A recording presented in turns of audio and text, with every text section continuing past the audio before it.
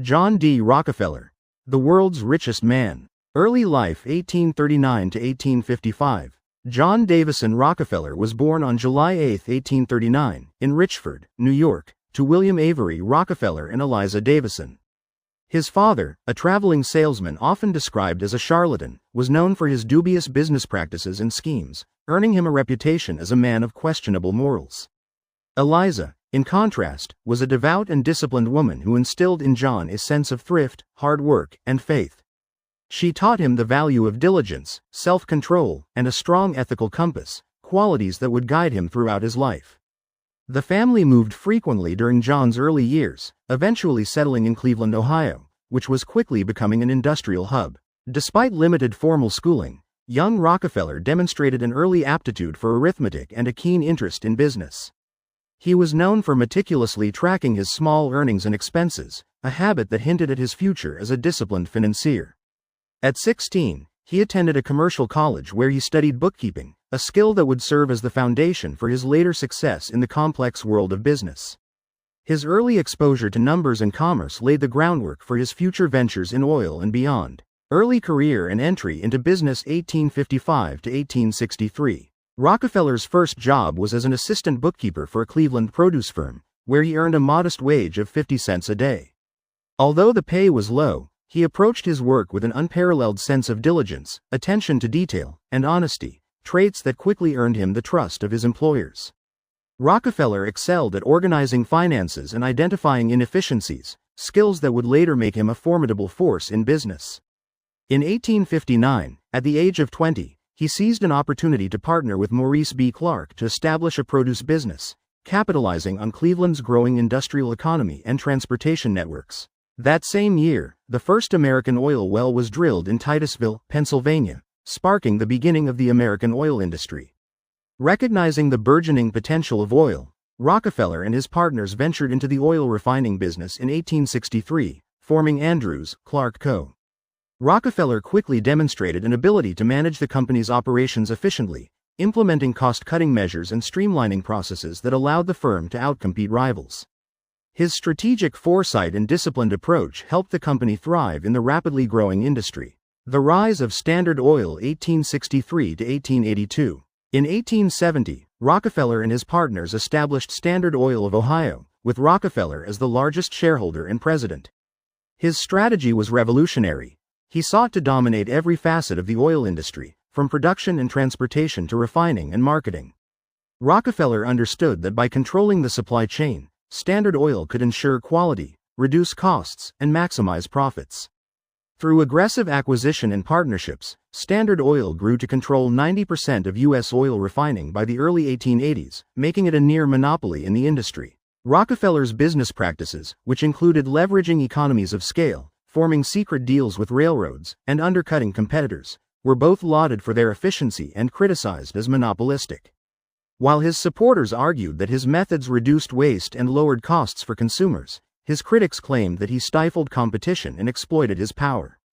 These practices would later lead to intense scrutiny, as Standard Oil became a symbol of the unchecked power of monopolies in America's rapidly industrializing economy. Philanthropy and personal life 1882 to 1911. Rockefeller married Laura Celestia Settee Spellman in 1864. The couple shared a deep faith and a commitment to philanthropy, a bond that shaped their personal and professional lives. They had 5 children, including John D. Rockefeller Jr., who would carry on the family legacy in both business and philanthropy. Rockefeller's success in business allowed him to focus on giving back, and by the 1890s, he began stepping away from the daily operations of Standard Oil to devote more time to philanthropic endeavors.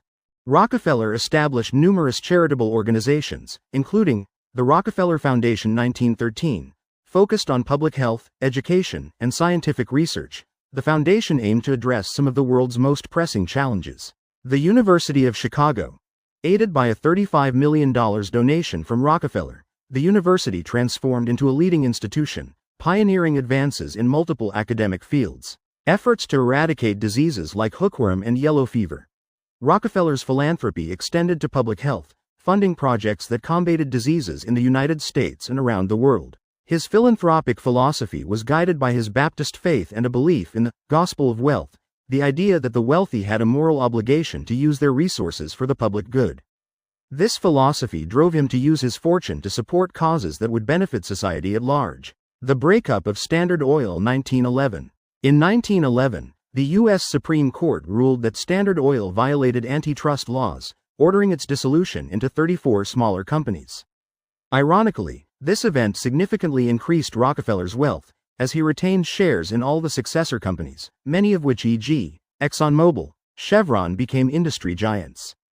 The breakup of Standard Oil marked a turning point in American business, as it set a precedent for government intervention in monopolies, reshaping the regulatory landscape.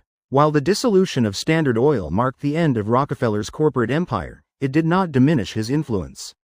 Instead, it highlighted the immense reach of his legacy, as the companies that emerged from Standard Oil continued to play major roles in the oil industry, even a century later. Later years and legacy. 1911 to 1937.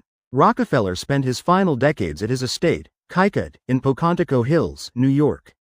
He devoted his time to philanthropy, gardening, and family. Known for his habit of giving out dimes to strangers, a practice that earned him a reputation for humility and generosity, he maintained a public image as a benevolent and humble man, though controversy over his business practices lingered. Rockefeller's later years were marked by a quiet but purposeful dedication to improving society through charitable works and spending time with his family. He died on May 23, 1937, at the age of 97, as one of the wealthiest men in history. Adjusted for inflation, his fortune is estimated to have been over $400 billion, making him a symbol of both the possibilities and perils of capitalism. His extraordinary wealth and impact on American industry left a lasting imprint on the nation, influencing everything from business practices to philanthropy. Legacy. John D. Rockefeller remains a towering figure in American history. He is celebrated for his role in shaping modern industry and philanthropy, pioneering both corporate practices that boosted efficiency and charitable initiatives that transformed education and medicine. His legacy is also a cautionary tale of the unchecked power of monopolies and the need for regulatory oversight in a capitalist economy.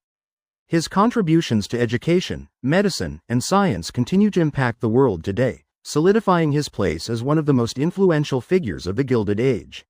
Rockefeller's life exemplifies both the power of ambition and the importance of giving back, inspiring generations of entrepreneurs and philanthropists to follow in his footsteps.